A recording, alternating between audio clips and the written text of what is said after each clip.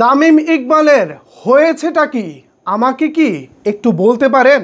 আবারও মাঠে মেজাজ হারালেন তামিম ইকবাল, আর এবার মেজাজ হারালেন নিজ দলের সতীর্থ খেলোয়াড় ডেভিড মালানের উপরে।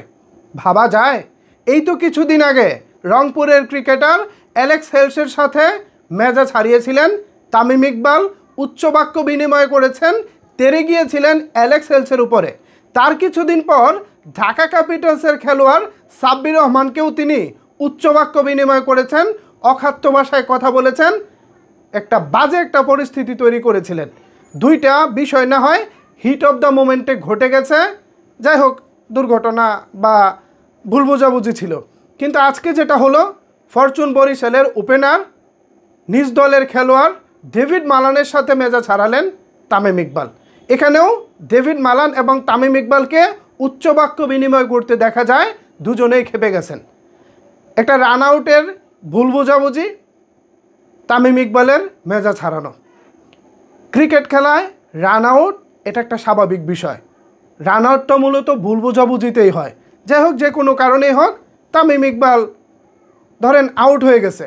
এখন তার কি উচিত হয়েছে সতীর্থ খেলোয়াড়ের দিকে এভাবে উচ্চবাক্য বিনিময় করা, আবারও মেজাজ হারানো?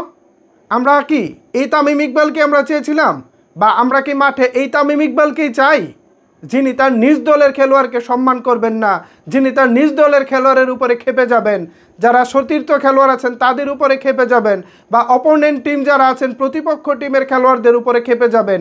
এই তামিম ইকবাল ভাই, আপনি তো এখন বাচ্চা কোনো পোলাপান না, যথেষ্ট বয়স হয়েছে আপনার।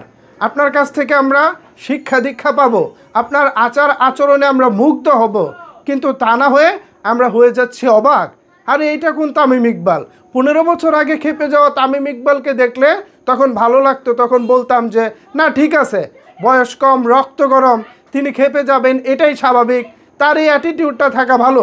কিন্তু এই মুহূর্তে যখন তিনি মোস্ট সিনিয়র, বাংলাদেশ ক্রিকেট দল থেকে কিছুদিন আগেই তিনি অবসর নিয়েছেন, ঠিক সেই সময়ে তিনি এভাবে খেপে যাবেন সতীর্থ খেলোয়াড়দের উপরে, প্রতিপক্ষ দলের খেলোয়াড়দের উপরে? এইটা কি ভাই? পরপর 3বার এই ঘটনা।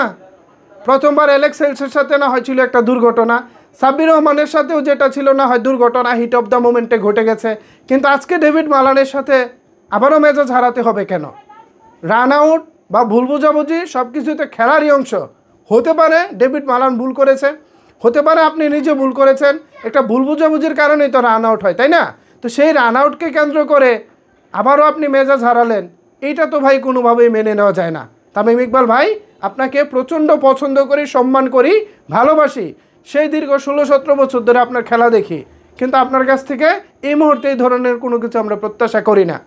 আমরা খুবই হতাশ হয়েছে আপনার এই কর্মকাণ্ডে। ভিউয়ার্স, আবারও মেজাজ হারালেন তামিম ইকবাল, আর এবার তিনি নিজ দলের সতীর্থ খেলোয়াড় ডেভিড মালানের উপরে মেজাজ হারিয়েছেন। এই বিষয়টিকে আপনারা কীভাবে দেখছেন, চাইলে কিন্তু অবশ্যই সেটি নিচের কমেন্টস বক্সে জানাতে পারেন। ধন্যবাদ সবাইকে এতক্ষণ আমার সাথে থাকার জন্য।